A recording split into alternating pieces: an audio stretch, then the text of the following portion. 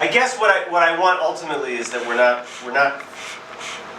not playing off of the changes, but that we're all playing off of like an idea ultimately. That we all have the same idea down at the bottom.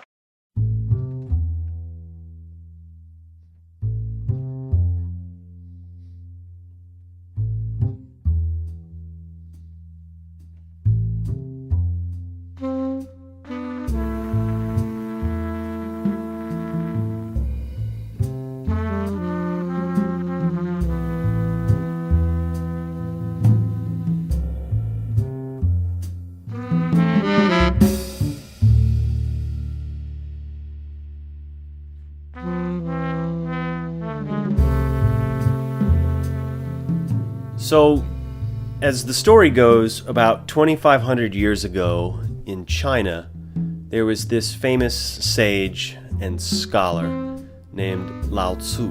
And he was sort of fed up with the government and society and the way that things were working at that time, and he decided to leave and journey west and go live in the wilderness.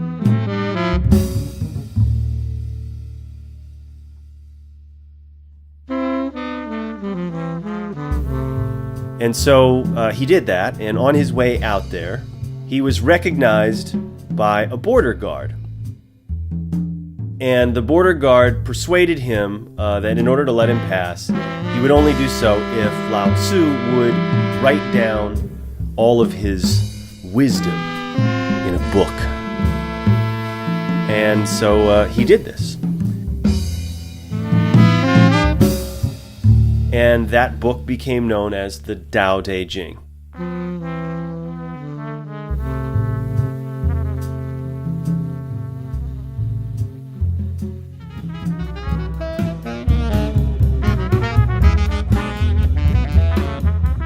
We've been playing together for over a decade now.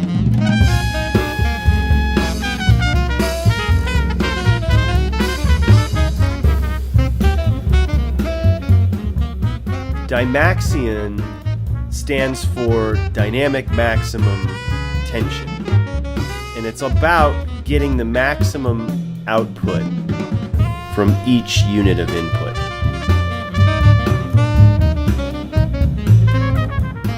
It's not my word. This really fascinating guy named Buckminster Fuller, he created the word, coined the term, and it was this concept that drove a lot of his work. So I've tried to carry that spirit into this band. You know, I do that. I try to do that in a number of ways. First of all, there's not a lot of instruments. You know, we're very sparse, so we're limited in color and power. You know, there's not a lot of different sounds that you can get, and it's not a big band, so you can only get so loud. It's all acoustic. And there's also no piano or guitar, so you don't have those chords. You don't have that ability to create, you know, a number of different tones or pitches at once and immediately generate this sort of tonal color or harmonic color.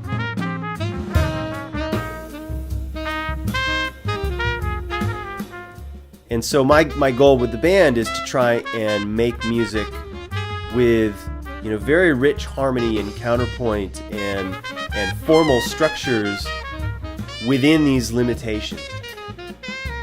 How can I make this little band sound like a symphony?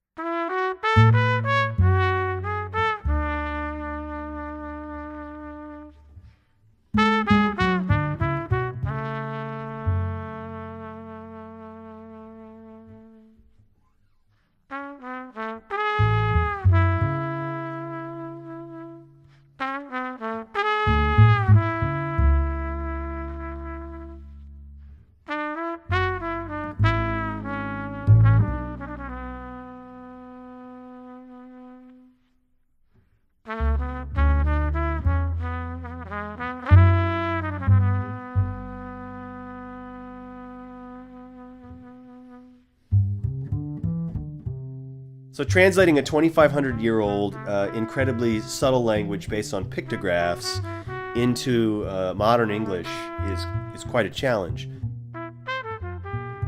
Stephen Mitchell's translation, it's just so beautiful and it's so moving, and I think he is really trying to get at what he perceives as the idea behind each of the books, the essence of each of these 81 books. And so he approached the Tao De Jing with this incredibly lyrical aesthetic.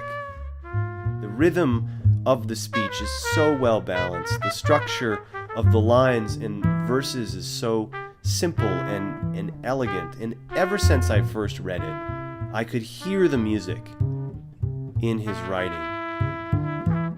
So, I finally said, enough, let's turn this into music.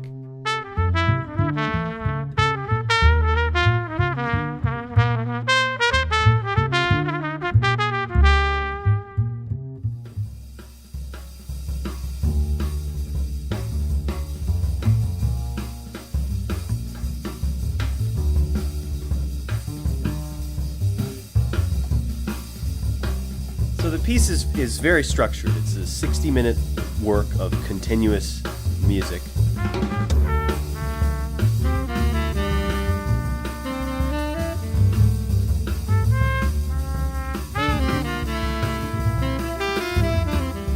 I chose 13 books from Mitchell's translation, and then I organized them based on their meaning, putting things at the beginning, end, and middle, kind of based on what I thought the essence of that piece was and what made sense. And ultimately I decided on creating a piece that's sort of this giant palindrome. So we move through all 12 keys until we reach the very center of the piece, and then we move back through them again in reverse order.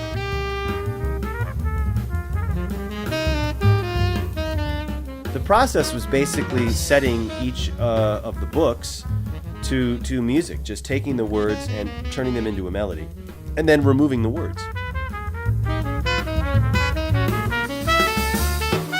And it was a really big challenge for me, actually, trying to balance the composition with the improvisation.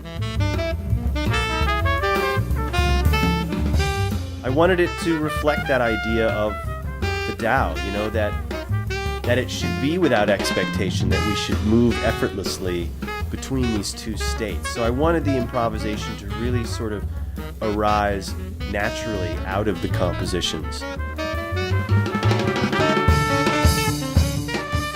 So you should always be thinking about a transition as opposed to like a clean break, now we're in the next. Everything sort of morphs into the next thing.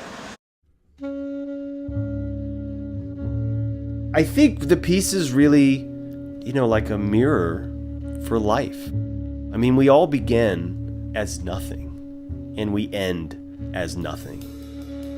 And along the way, we have experiences, and these experiences are recorded in our memory, and we make meaning out of them, and it's these experiences, as we remember them, that define who we are. And so we compare these remembered experiences to new experiences as we go through life, and that gives us perspective, that gives us our unique view on the world. That's what orients us. And then we use our imagination to project a future and create goals and dreams that drive us forward. And this is how we experience music as well. When you think about listening to a piece of music, you experience sounds over time, and your memory hangs on to them while your mind starts to look for patterns in these sounds that create meaning for you in that music.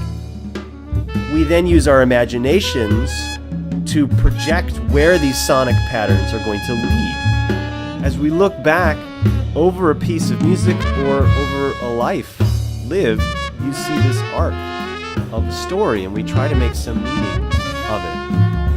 And if the music is put together well, or the life has been lived well, then we can experience it again and again and find new, deeper meaning in it every time.